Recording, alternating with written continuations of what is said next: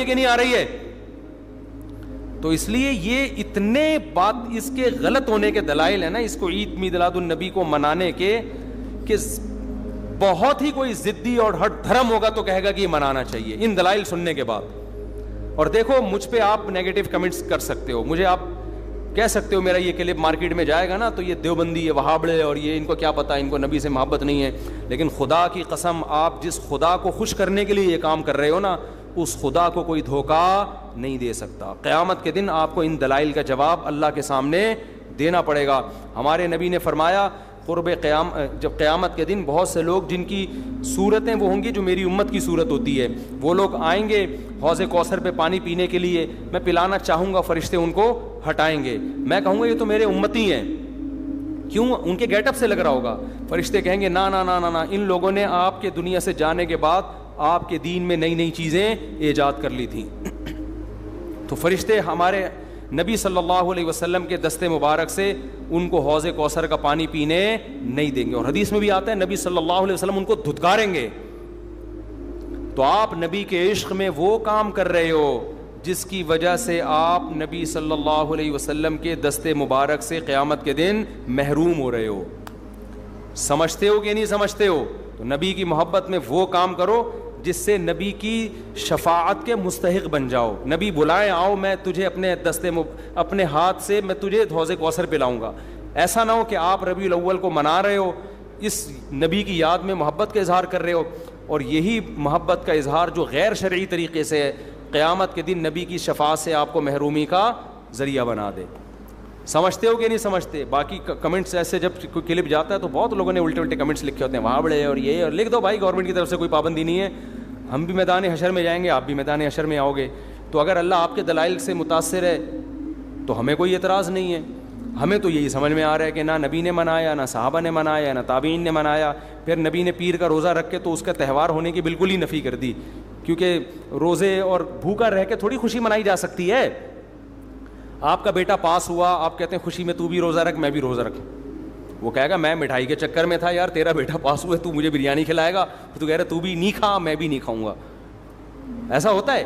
آپ کی شادی ہو گئی, ولیمہ ہے, ولیمے میں آپ نے کیا کہا بھائی خوشی ہے, ایسا ہے کہ اب کل بھی ہمارا بھی روزہ, آپ کا بھی روزہ. ابے تیرے بیٹے کا ولیمہ ہوا ہے تو کھلا نا. تو نبی نے پیر کو روزہ رکھ کے بتا دیا کہ یہ کھانے پینے کا دن نہیں ہے. اور اب ایسا نہ ہو کہ 12 ربیع الاول کو روزہ رکھنا شروع کر دیں, وہ بھی ٹھیک نہیں ہے, کیونکہ پیر کا رکھا ہے, 12 کا وہ بھی نہیں رکھا. یہ تو ایک پیر کا رکھ کے جو سبق ملتا ہے وہ یہ کہ میری ولادت کا دن وہ تہوار کے طور پہ اس کے منانے کا کوئی کانسیپٹ اسلام میں نہیں ہے. سمجھتے ہو کہ نہیں سمجھتے؟ اتنے واضح دلائل ہیں بھائی. پھر بھی اگر کسی کی سمجھ میں نہ آئے تو ہم تو پولیس میں تو ہے نہیں کہ ہم زبردستی سمجھا دیں, ہم تو بیان ہی کر سکتے ہیں. ہمارے گھر کے آگے بھی بتیاں لگی ہوئی ہیں, لوگوں نے, ہمارے پڑوسیوں میں بھی لوگ بتیاں لگا رہے ہیں, حلوے پکا رہے ہیں. میں تو کبھی کسی کو نہیں جا کے چھیڑتا, ابے تو اتنا گھنٹہ بیان کیا, تیری سمجھ میں نہیں آیا. تو ہم پولیس میں نہیں ہیں بھائی, ہم بتا سکتے ہیں, ماننا ہے مان جاؤ. میں نے جس دن محرم کے حلیم کے دیگ کے خلاف بیان کیا, اسی رات پوری گلی میں ہمارے دیگیں چلتی رہی ہیں نا, وہ لڑکے گھوٹے لگاتے رہے. تو مجھے کسی نے کہا ان لڑکوں کو بتاؤ جا کے کہ آج بیان ہوا ہے اور آج ہی آپ یہ کام کر رہے ہو. میں نے کہا یار ہم پولیس میں نہیں ہیں, ہم نے جو بات کرنی تھی کر لی. اب یہ لڑکے لونڈے لپاڑے لگے ہوئے ہیں, اللہ کسی کو دیگ میں گرا کے مار دے, وہ خود ہی سزا دے دے.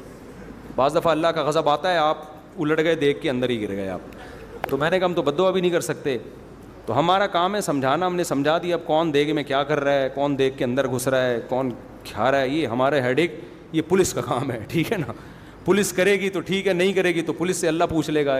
پولیس نہیں کرے گی, پولیس کہے گی گورنمنٹ نے منع کیا ہوا ہے, تو گورنمنٹ جانے, اللہ جانے. ہمارا کام پیغام پہنچانا ہے, ہمارا کام پیغام مسلط کرنا نہیں ہے. تو ربیع الاول کو عید میلاد النبی منانا ہم یہی کہتے ہیں جائز نہیں ہے. اس کے اتنے سارے دلائل ہیں, پھر بھی کسی کی سمجھ میں نہ آئے تو پھر وہ جانے. پڈے بازی نہ کرو, لوگوں کو جا کے نا تانے نہ دیا کرو, بس اس سے نقصان ہوگا. مفتی صاحب, کسی شخص کے مرنے کے بعد کون سی چیز کا ثواب اسے پہنچانا ہے؟ کوئی بھی نیکی کا ثواب پہنچا سکتے ہیں. شادی کر کے دل میں نیت کریں, اس کا ثواب کس کو پہنچے؟ مرحوم کو پہنچے. مفتی صاحب, اگر کوئی شخص یہ کہے کہ یہ جادو یا خیر حلیم, کیا ہے بھائی حلیم میں نے اللہ کے نام کی بنائی, یہ حلوہ یا خیر میں نے اللہ کے نام کی بنائی, اللہ کے نام پر دی ہے, کھا لو, بھائی حلیم تو اللہ کے نام پہ ہی بنتی ہے, حلوہ بھی اللہ کے نام پہ بنتا ہے, تو غریب کو کھلا دو اللہ کے نام پہ. لیکن ربیع الاول ہی میں کیوں؟ اس کا مطلب آپ اس کو منا رہے ہو نا, تو منانا غلط ہے, مناؤ مت اس کو. تو حلوے پکا کے ہی تو منایا جاتا ہے. لوگ کہتے ہیں اس میں کیا خرابی, ہم حلوہ پکا رہے ہیں. بھائی آپ کسی بھی ٹائم پہ پکا سکتے تھے نا, اسی میں کیوں پکا رہے ہو آپ؟ اس کا مطلب آپ اس کو منا رہے ہو. منانا تو جائز نہیں ہے نا, جو اللہ نے منانے کے لیے جو دن رکھے ہیں وہی دن صحیح ہیں. اور ویسے بھی یار حلوے مانڈے میٹھی چیزیں ہیں, میٹھی چیزیں کھا کھا کے لوگ مر رہے ہیں, ویٹ بڑھتا ہے. سنت ہے روزے رکھنا, روزے لوگوں کو روزوں پر لے کر آئیں کسی طریقے سے, حلوے مانڈے مت کھائیں. میں جب کسی دعوت میں جاتا ہوں, کھانے کے بعد حلوہ لے آتے ہیں, میں نہیں کھاتا نا, تو حیران ہو رہے ہوتے ہیں لوگ, کہتے ہیں یار مولوی ہو کے حلوہ نہیں کھا رہے. تو میں نے کہا یار آپ لوگوں نے مولویوں کو بدنام کر دیا. ہم نے اپنے جتنے اساتذہ دیکھے ہیں وہ کوئی بھی حلوہ ہم نے نہیں کھاتے ہوئے دیکھا, تھوڑا کھاتے ہوئے. میرے جو پیر و مرشد ہیں اب تو بیمار ہو گئے, ورنہ اتنے روزے رکھتے تھے گرمیوں میں. جو میرے شیخ تھے, سفر میں بھی روزے پہ روزہ, ہم نے ان کے ساتھ سفر بھی کیا, ہر وقت روزہ. پھر صدقات و خیرات اتنے, جہاں جا رہے ہیں پیسے دے دیں. تو ایسے پیر بھی مارکیٹ میں ہوتے ہیں الحمدللہ. تو کبھی ہمارے والے مولویوں کے پاس آئیں تو پتہ چلے گا انشاءاللہ. اور ہمارے سارے اکابر اسی طرح تھے, دبا کے روزے رکھتے تھے. میری دادی حضرت مولانا عبد الرحیم رائے پوری رحمۃ اللہ علیہ سے بیعت تھیں, اللہ مغفرت فرمائے. وہ کہتی تھیں وہ اتنا تھوڑا کھاتے تھے نا, 2 نوالے, اور بولتے بھی بہت پست تھے. یہ بزرگ ہوا کرتے تھے ونس اپون اے ٹائم. اب بزرگ وہ ہے جو سب سے زیادہ پھوڑ رہا ہو بیٹھ کے. اب آپ کہیں آپ بھی تو 2 پراٹھے پھوڑ کے بیٹھے ہوئے ہیں تو اپنے خرچے پہ پھوڑا ہے نا. اور دوسری بات یہ کہ 2 پراٹھے کب پھوڑے ہم نے, کتنا بھوکا رہنے کے بعد پھوڑے ہیں. تو وہ تو 4 بھی کم ہے. پھر یہ نہیں کہ اب سارا دن پراٹھے ہی پھوڑتے رہیں بیٹھ کے. لوگ کیا کر رہے ہیں, دعوت میں اتنا کھایا, اس کے بعد پھر حلوہ کھایا, پھر کولڈ ڈرنک پی, او اتنے ماشاءاللہ ایک دن اطلاعی دھماکے کے ساتھ پھٹ کے اس دار فانی سے کوچ کر گئے. تو اسلام میں کم کھانا ہے, زیادہ کھانا نہیں. لیکن خدا کا واسطہ اب ایسا نہ ہو لوگوں کو دیکھنا شروع کر دیں, کسی داڑھی والے کو یہ زیادہ کھا رہا ہے, کسی کے نوالے گننے کی آپ کو اجازت نہیں ہے. ہو سکتا ہے اس کی بھوک اس سے بھی زیادہ ہو. بعض لوگوں کی صحت اتنی ٹائٹ ہوتی ہے کہ ان کے لیے 2 پراٹھے تو کھانچوں میں چلے جاتے ہیں, ان کے پتہ ہی نہیں چلتا گئے کدھر. تو اپنی صحت کے لحاظ سے ہو سکتا ہے وہ کم کھا رہا ہو. تو یہ کسی اور کو نہیں کہیں آپ.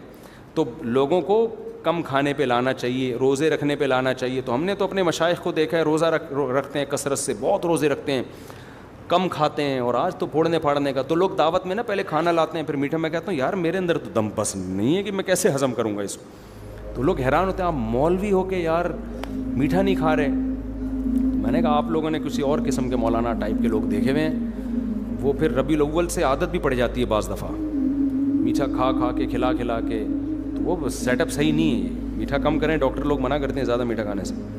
میرے بھائی مفتی صاحب, ایتھیس اللہ جنت جہنم قبر فرشتے نظر نہیں آتے. ایتھیس کہتے ہیں کہ جب ہمیں اللہ فرشتے قبر نظر نہیں آتے تو ہم کیوں مانتے ہیں. اس کا کئی بار جواب دے چکا ہوں یار, پھر کبھی دوبارہ دے دیں گے. مفتی صاحب السلام علیکم. وعلیکم السلام. آپ ہمارے رہبر ہیں, سرمایہ ہیں, آپ ہمیں بہت عزیز ہیں. مجھے آپ کے بیانات سنتے ہیں میری زندگی بدل گئی ہے. میں شادی کرنا چاہتا ہوں, نکاح سے پڑھوانا ہے, کیا طریقہ کار ہے؟ ولید سے رابطہ کریں, یا جو ولید بیٹھے ہوئے تھے نا باہر نمبر لکھا ہوا ہوگا, ان سے رابطہ کریں, آپ کا نکاح پڑھا دیں گے انشاءاللہ. صلو علی الحبیب. مفتی صاحب شرک معاشرے میں بہت تیزی سے, اب تو ربیع الاول میں اتنا تو بنتا ہے یار, صلو علی الحبیب. مفتی صاحب شرک معاشرے میں بہت تیزی سے, پہلے اس کو زیادہ سے زیادہ بیانات کریں, آپ کے بیانات. جب یوٹیوب پہ جاتے ہیں کافی لوگ, میرا خیال ہے شرک معاشرے میں پھیل نہیں رہا. پہلے شرک زیادہ تھا, لوگ ایجوکیٹڈ ہو رہے ہیں, اور اب یہ پیر پرستی سے آہستہ آہستہ قبر پرستی سے نکل رہے ہیں. اب ایتھیزم پھیل رہا ہے معاشرے میں. اب جو معاشرے میں چیز پھیل رہی ہے وہ کیا پھیل رہی ہے؟ ایتھیزم. شرک بھی ہے لیکن یہ نہیں کہ اس کی اسپیڈ سے پھیل رہا ہو, بلکہ اب لوگ کنورٹ ہو رہے ہیں, لوگوں میں شعور.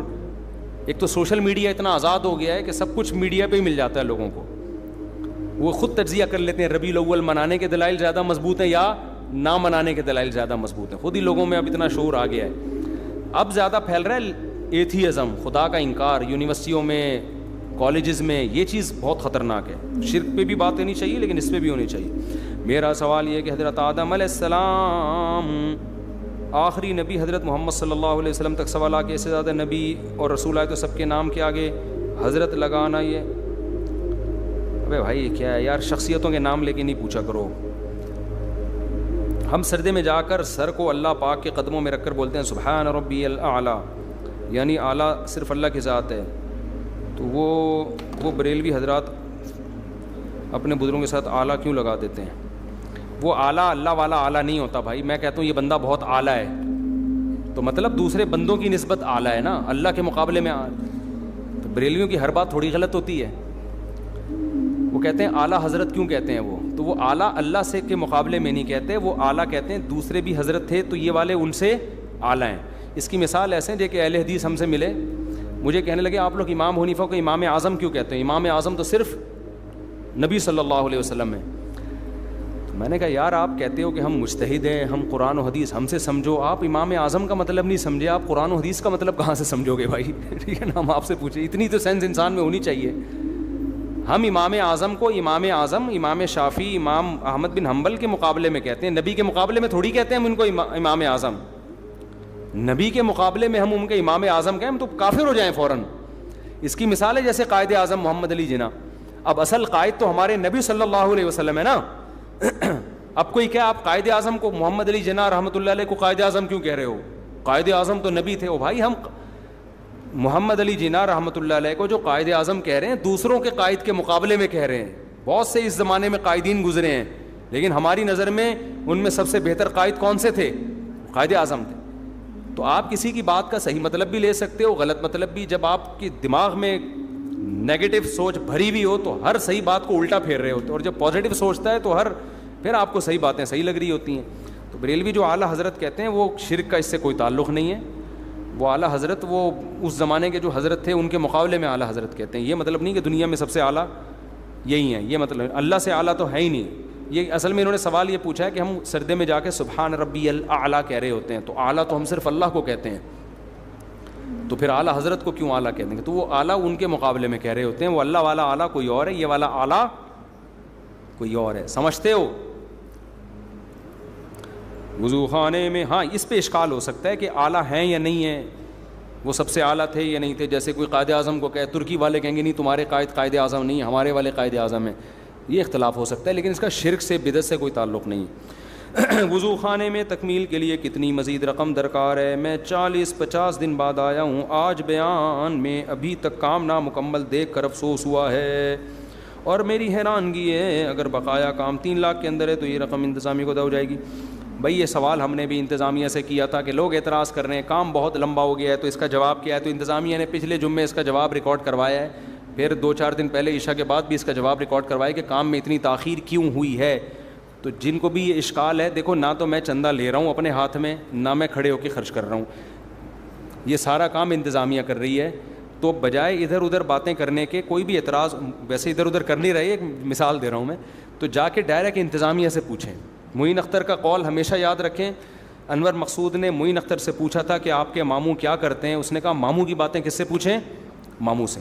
تو انتظامیہ آپ کو مطمئن کر دے گی کہ کام میں تاخیر کیوں ہوئی ہے. اکرم بھائی ہیں اور بھی جو بھی لوگ یہ کام کر رہے ہیں ان سے جا کے آپ پوچھیں، وہ یہاں اثر میں ہوں گے انشاءاللہ. جمعے میں اکثر ابھی تو چلے گئے. اگر وہ آپ کو سیٹسفائی نہ کر پائیں اور آپ کو لگے واقعی کوئی گڑبڑ ہو رہی، پھر مجھے بتائیں آپ. پھر میں پوچھوں گا بھائی آپ نے چندے کا اعلان مجھ سے کروایا تو پھر یہ گڑبڑ کیوں ہو رہی ہے؟ کوئی کرپشن سامنے آتی ہے یا کوئی معقول وجہ سامنے آتی ہے؟ کیونکہ میری یہ ان سے بات ہوئی ہے، انہوں نے مجھے مطمئن کر دیا ہے کہ بھائی یہ وجوہات تھیں تاخیر کی. سمجھتے ہیں؟ تو آپ ان سے پوچھ لیں، مطمئن کر دیں گے انشاءاللہ. اور بات یہی ہے کہ کوئی 2-4 آدمی ایک اماؤنٹ بتا دیں کہ کتنا اماؤنٹ ہے، تو وہ پورا دے کے نا جان چھڑائی جائے گی. لامتناہی جو چندہ آ رہا ہوتا ہے نا، یہ ٹھیک نہیں ہوتا. بندہ اپنے ذمے لے لینا کہ یار ایک اماؤنٹ مجھے بتا دیں، ایسٹیمیٹ بتا دیں اتنے میں ہو جائے گا، یہ اتنے پیسے، اس کے بعد آپ چندہ نہیں مانگیں. یہ زیادہ بہتر طریقہ ہوتا ہے، ورنہ پتہ ہی نہیں چل رہا ہوتا کہاں سے بندہ کیا. ہم نے یہاں تو نہیں ایسا ہوتا، لیکن ایک مثال دے رہا ہوں، مسجدوں میں یہ ہوتا ہے چھت ڈل رہی ہے، چندہ ہو رہا ہے، 6 مہینے سے چھت کے نام پہ اتنے روپے جمع ہو جاتے ہیں، ہر آدمی دے رہا ہوتا ہے. اسے کیا پتا کہ 1 کروڑ وہ دے چکا ہے، 10 لاکھ میں دے رہا ہوں، تو 20 لاکھ وہاں سے بھی لے چکا ہے. تو اس میں کرپشن کا امکان بہت زیادہ ہوتا ہے. تو یہ خطرہ ہوتا ہے اس بات کا. غلام سرور، والد کا نام عمر دین. میاں بیوی آپس میں نا اتفاقی میں دعا ہے کہ ٹھیک ہو جائے میرے رشتے کے سے دل کا دعا کریں. دل سے دعا ہے جی آپ کا رشتہ بھی ہو جائے اور جن میاں بیوی کی آپ نے بات کی اللہ ان میں صلح بھی پیدا کر دے. میری والدہ کی طبیعت ٹھیک نہیں ہے اور میری سسٹر کے پر فالج کا اٹیک ہوا ہے. دل سے دعا ہے بھائی اللہ تعالیٰ آپ کی سسٹر کو بھی آپ کی والدہ کو بھی شفا عطا فرمائے. آج کل کافی پریشانی میں ہوں, گھر میں اکیلا کمانے والا ہوں, پوری گھر کی ذمہ داری مجھ پر ہے مگر کام پر نہیں جاتا, ہر وقت سستی رہتی ہے, گھر تباہ ہو رہا ہے. سستی ہے اس کا علاج ہے چترول لگوائیں اپنے کسی سے, اس کا وظیفوں میں علاج نہیں ہے. حقیقت ہے اصل میں جب گھر کا کوئی بڑا نہ ہو نا, اس کا روب نہ ہو تو نوجوان نسل سست بھی ہوتی ہے تباہ بھی ہوتی ہے. ان کا علاج نفسیاتی ڈاکٹروں کے یا وظیفوں کے پاس نہیں ہے. اس کا علاج یہ ہے کہ باپ سے طبیعت سے نا اپنی دھلائی کروا لیں. مجھے سست آدمی پر اتنا غصہ آتا ہے آپ کو کیا بتاؤں, سست پہ مجھے بہت غصہ آتا ہے کیونکہ وہ کمبخت کسی کام کا نہیں ہوتا. تو گھر میں کوئی سست ہے نا تو اس کا حل صرف اور صرف ایک ہے کہ بڑا کیا کرے, اس کے چھوٹا بھائی سست ہے تو بڑا کیا کرے, چترول لگائے. یوٹیوب پہ ایسی ویڈیوز ڈالنے پر پابندی ہے جس میں چترول کی بات ہو, کیونکہ یوٹیوب ایکشن لیتا ہے آپ لوگوں کو مار پیٹ کی ترغیب دے رہے ہیں. تو چترول کو ہم پیار سے کچھ اور نام رکھ لیں, چترول نہیں لگائیں, کیا سروس کروائیں, سروس کروائیں. کیونکہ یوٹیوب میں نا اس طرح کی ویڈیوز کو فوراً ایکشن لیتے ہیں. وہ نے کیا کہہ دیا تھا LGBT پہ لعنت بھیجیں, وہ پھر ہمیں ہٹوانا پڑا کلپ, وہ لعنت بھیجیں LGBT والوں پہ. وہ لوگ بھائی لعنت کیوں بھیجوا رہا ہے, صحیح ہے نا, تو پھر وہ ہٹانی پڑتی ہے. تو چترول کو ہم پیار سے آئندہ سے کہا کریں گے اس کی سروس کروائیں. ٹیوننگ زیادہ اچھا لفظ ہے, بلکہ دونوں ہو جائیں تو زیادہ اچھا ہے, ٹیوننگ بھی ہو جائے. اور تو جو گھر میں سست ہے نا, باپ کا کام ہے کہ اس بچے کی طبیعت سے سروس بھی کرے اور اس کی ٹیوننگ بھی ہو. چھوٹا بھائی یہ کام کر رہا ہے تو بڑے بھائی کی ذمہ داری ہے کہ وہ اس کی سروس اور ٹیوننگ کر کے بہترین بن جائے گا انشاءاللہ. بڑے بڑے پوستیوں کو ہم نے بہت عظیم انسان بنتے ہوئے دیکھا ہے.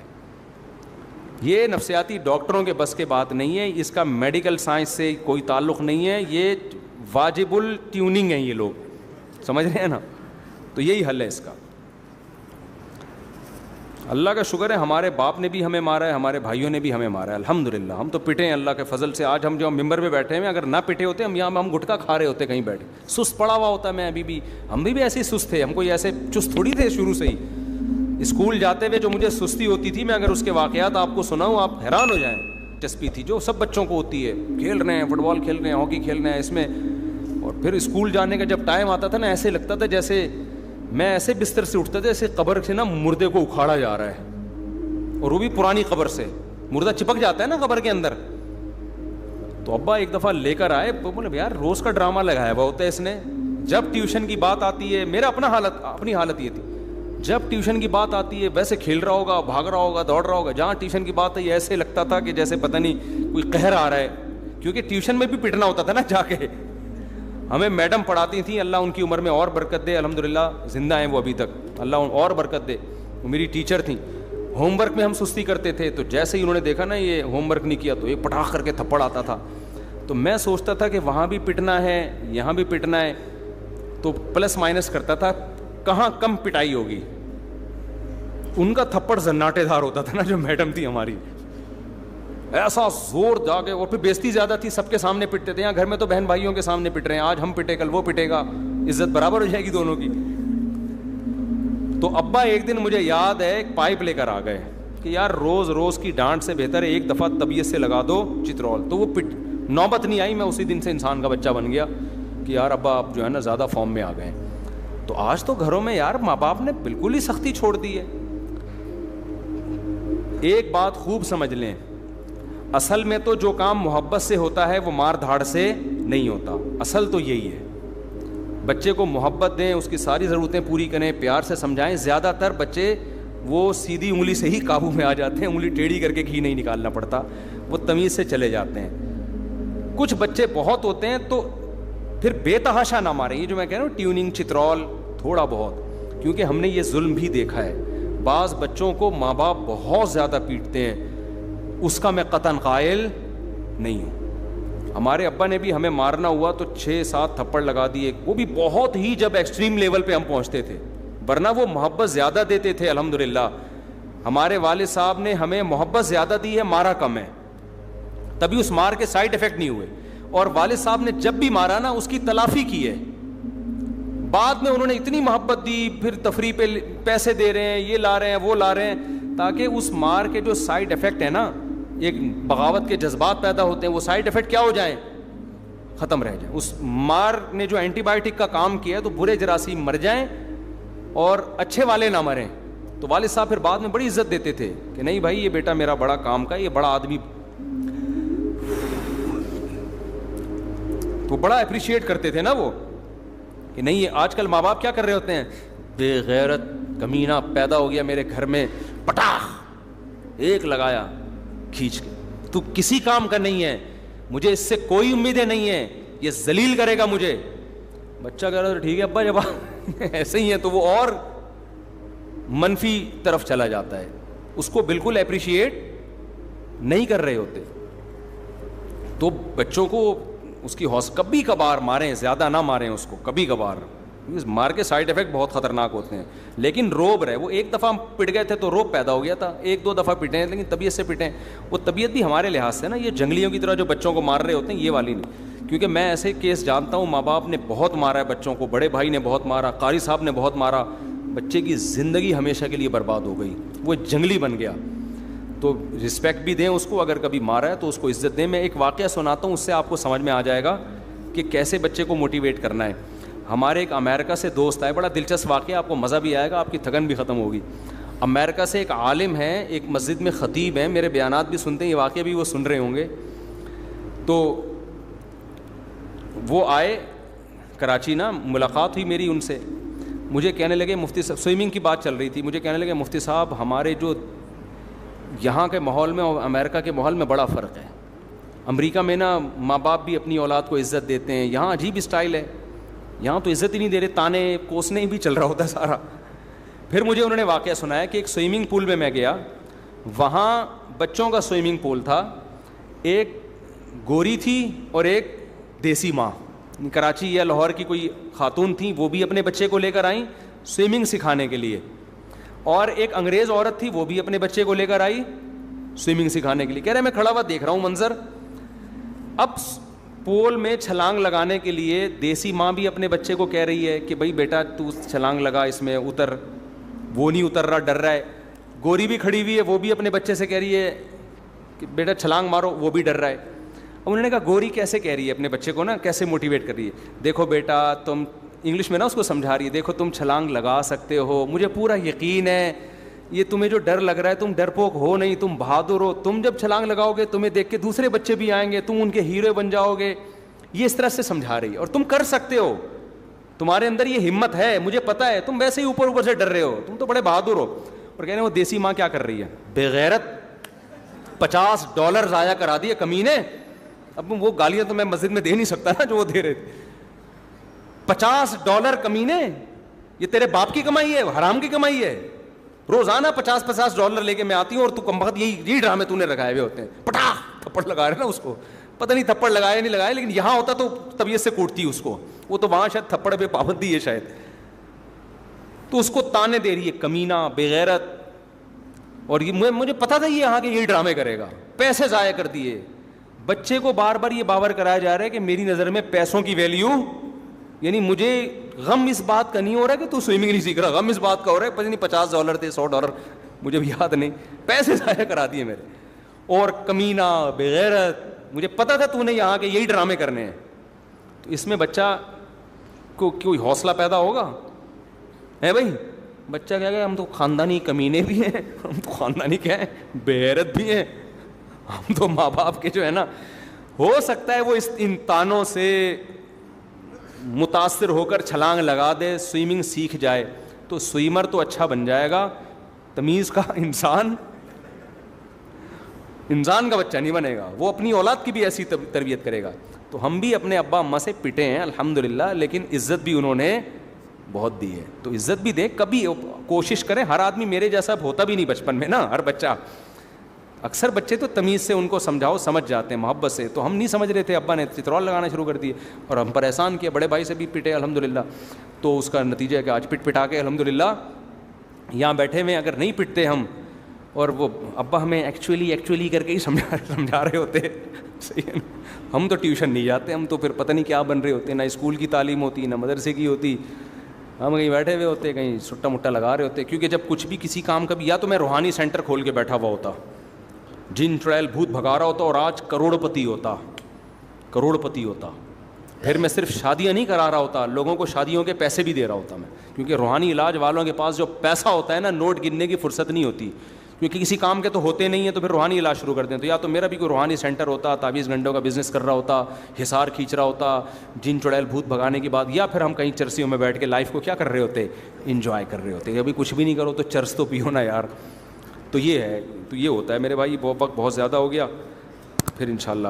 تو یہ پوستی پن کا میں نے آپ کو علاج بتایا, اپنے آپ کو 1-2 دفعہ کسی سے پٹوا.